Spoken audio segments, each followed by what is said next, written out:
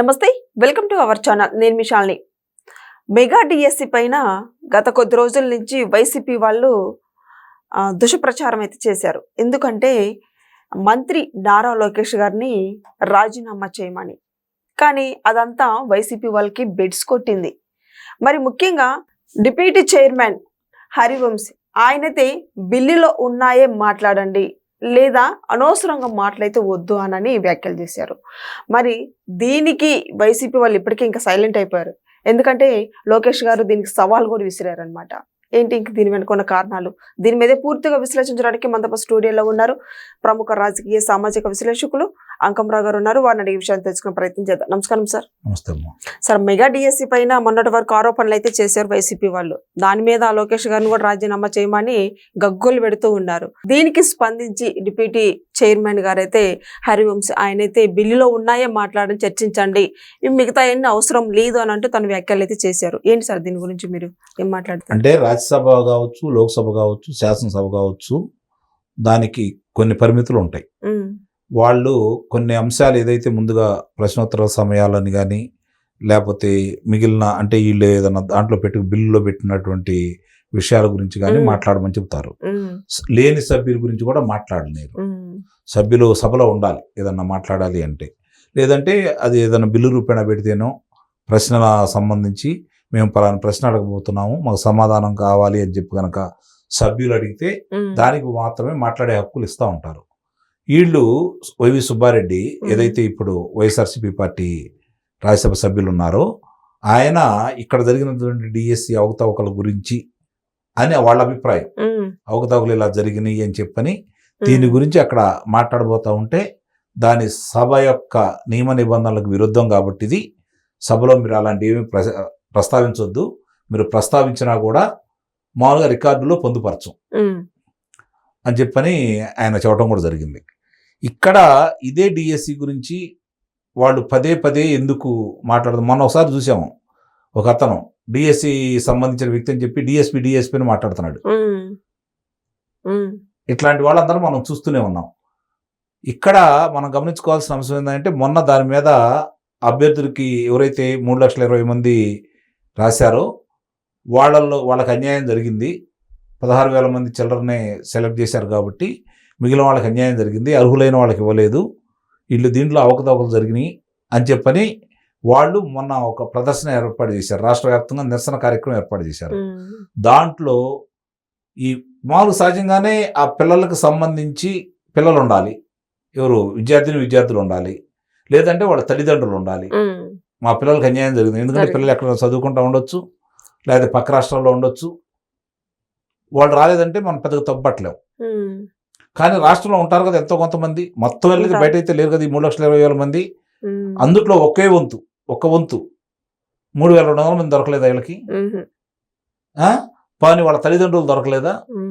వాళ్ళు వచ్చి మాట్లాడొచ్చు కదా, మా పిల్లలకి ఇట్లా అన్యాయం జరిగిందని. వాళ్ళు కానీ మాకు అన్యాయం జరిగిందని చెప్పని ఈ విద్యార్థులు అంటే ఇప్పుడు ఎవరైతే ఉన్నారో పరీక్షలు రాశారో వాళ్ళు కానీ వాళ్ళు వచ్చి మాట్లాడాలి కదా. ఇలాంటి పనికిమాలిన వాళ్ళ చేత మాట్లాడిస్తున్నా అంటే దాని అర్థం స్పష్టంగా వీళ్ళు ఏమట దానికి సంబంధించిన వాళ్ళు ఎవరు రాలేదని. ఎందుకంటే వాళ్ళు చదువుకున్న వాళ్ళు కాబట్టి, అందుట్లో ఏం జరిగిందో వాళ్ళకు క్షుణ్ణంగా తెలుసు కాబట్టి, ఆరిజెంటల్లో చేసినటువంటి దీనికి సంబంధించిన అన్నీ కూడా వివరాలన్నీ దాంట్లో పొందుపరిచారు కాబట్టి, ఆ వివరాలన్నీ వాళ్ళ దగ్గర ఉన్నాయి కాబట్టి, వాళ్ళు చూసుకున్నారు కాబట్టి, వాస్తవంగా దాంట్లో నా పేరు ఎందుకు రాలేదు, నాకు వచ్చినటువంటి మార్కులు ఎన్ని, నా అర్హత పొందిన వాళ్ళ మార్కులు ఎన్ని, వాళ్ళు ఏ అంశంలో వాళ్ళ ప్రామాణికంగా తీసుకున్నారు, నన్ను ఎందుకు తీసుకోలేదు, వాళ్ళు దాంట్లో చూసుకున్నారు. గ్రీవెన్సీ నిర్వహించారు, దగ్గర 30,000 గ్రీవెన్సీలు నిర్వహించారు. వాళ్ళకి ఆ ప్రశ్నలకి, వాళ్ళు వేసిన ప్రశ్నలకి, వాళ్ళు ఇచ్చిన సమాధానాలకి వాళ్ళు తృప్తి చెందారు కాబట్టి ఎవ్వరు కూడా న్యాయస్థానం జోలికి వెళ్ళలేదు.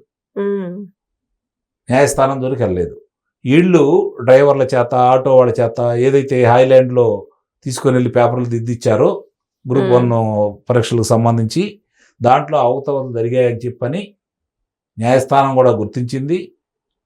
ప్రజలు ఎవరైతే అభ్యర్థులు ఉన్నారో వాళ్ళు పోరాడారు, దాన్ని నిర్వహించినట్టు బాధ్యులైన వాళ్ళని అరెస్టులు చేశారు. ఆ పదవులు పొందిన వాళ్ళని ఎవరైతే ఉద్యోగాలు పొందారో వాళ్ళని పక్కన కూడా కూర్చోబెట్టారు. అది జరిగింది కాబట్టి చేశారు. అవును. ఇప్పుడు నీట్ ఉమ్, ధర్మేంద్ర ప్రధాన్ గారు రాజీనామా చేశారు విద్యాశాఖ మంత్రిగా. దాంట్లో అవకతవకలు జరిగినాయి అని చెప్పని ప్రభుత్వమే ఒప్పుకుంది. ఉమ్, అరజళ్ళు రేగాయి కాబట్టి ప్రజలందరూ ఏదైతే విద్యార్థులతో పాటు బయటకు వచ్చారు కాబట్టి ప్రభుత్వం కూడా స్పందించి దాన్ని ఎక్కువగా అసాంఘిక శక్తుల జోలికి, అంటే వాళ్ళు వచ్చి దీంట్లో ప్రవేశించి లేని పని గందరగోళం సృష్టిస్తున్నారు, హింసాత్మకమైనటువంటి కార్యక్రమాలు చేపడుతున్నారు కాబట్టి ఇది పిల్లల జీవితాలతో ముడిపడే అంశం, శాంతి భద్రతతో ముడిపడే అంశం కాబట్టి ప్రభుత్వం కూడా 2 అడుగులు తగ్గి ఉమ్, వాళ్ళు వెనక్కేశారు. అలాగే వాళ్ళు అనుకున్నట్టు ఆయన చేత రాజీనామా చేయించారు. అవును. అక్కడ జరిగిందని చెప్పని ప్రభుత్వమే చెప్పింది, అందరూ ఒప్పుకున్నారు కాబట్టి రాజీనామా చేశారు ఆయన ధర్మేంద్ర ప్రధాన్ గారు. ఉమ్, ఇక్కడ లోకేష్ గారు ఆయన రాజీనామా ఎందుకు చేయాలి? మీరు దాని మీద 154 మంది న్యాయస్థానానికి వెళ్తే వాటినన్నింటినీ తొలగించుకొని పరీక్షలు రాయించేసి పారదర్శకంగా ఈరోజు 16,000 మందికి ఉద్యోగ కల్పన చేశారు వాళ్ళు. ఉమ్, అందుకని ఆయన రాజీనామా చేయాలా? ఉమ్, ఎవరికి ఎట్లా ఏ విధంగా ఇస్తారని చెప్పి కోనిశెట్టి జయశ్రీ గారు కావచ్చు, అజయ్ జైన్ గారు కావచ్చు, వివరంగా విపులంగా భరణి గారు కావచ్చు, విపులంగా ప్రజలకు అర్థమయ్యే రీతిలో, అభ్యర్థులకు అర్థమయ్యే రీతిలో, ఎవరైతే అభ్యంతరాలు వ్యక్తం చేశారో వాళ్ళకు అర్థమయ్యే రీతిలో వివరణ ఇచ్చిన తర్వాత ఉమ్, ఈరోజు అందరూ సంతృప్తిగా ఉన్నారు కదా. అవును. తృప్తిగా లేని మీరే, ఉమ్, ఎందుకంటే ఇది రాజకీయ అంశంగా మలుచుకుంటున్నారు కాబట్టి. ఉమ్, మళ్ళీ మీరు న్యాయస్థానానికి వెళ్ళరు, ఖర్చులు అవుతాయి అని చెప్పని. ఉమ్, న్యాయ పోరాటం మీరు చేయరు, ఎవరెవరు చేస్తూ చేపిస్తూ ఉంటారు. ఇవన్నీ ప్రజలందరూ కూడా గమనిస్తున్నారు. ఏదైనా సరే ఇప్పుడు ఈ విషయాన్ని ఇక్కడ దాల్దన్నట్టు కేంద్రాన్ని దగ్గర కూడా తీసుకెళ్తున్నారు. అంటే ఇప్పుడు మెగా డిఎస్సి పైన చేసిన ఆరోపణలు బెడ్స్ కొట్టినట్టు సార్ ఇప్పుడు వైసీపీ వాళ్ళది. నిస్సందేహంగా అనుమానమే ఉంది దాంట్లో.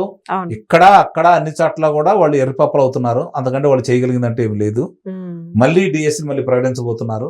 ఉమ్, మొన్నే అంతకుముందే కానిస్టేబుల్స్ కు సంబంధించి 5,757 మందిని నియమించడం కూడా జరిగింది. ఉమ్, త్వరలో మళ్ళీ డిఎస్సిని ప్రకటించబోతున్నారు. కాబట్టి వీళ్ళు ఈ విధంగానే వెళ్ళిపోతూ ఉంటారు. ఇవాళ కొత్త కాదు ఉమ్, తెలుగుదేశం పార్టీకి. ఇప్పటికీ 15 డిఎస్సీలు అమలు జరిగితే అందుట్లో 12 డిఎస్సీలు తెలుగుదేశం ప్రభుత్వం హయాంలోనే జరిగినాయి. ఉమ్, అన్న నందమూరి తారక రామారావు గారు 3, 9 చంద్రబాబు నాయుడు గారి హయాంలోనే జరిగినాయి.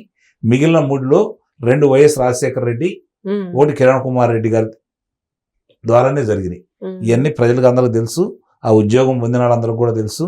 వాళ్ళు కూడా బయటకు వచ్చి ఏం మాట్లాడుతున్నారు మనందరం చూస్తున్నాం. కాబట్టి ఇంకా విద్యార్థుల దృష్టిలో వీళ్ళు పలసనవుతారని అయితే నేను భావిస్తున్నాను. Okay, thank you sir.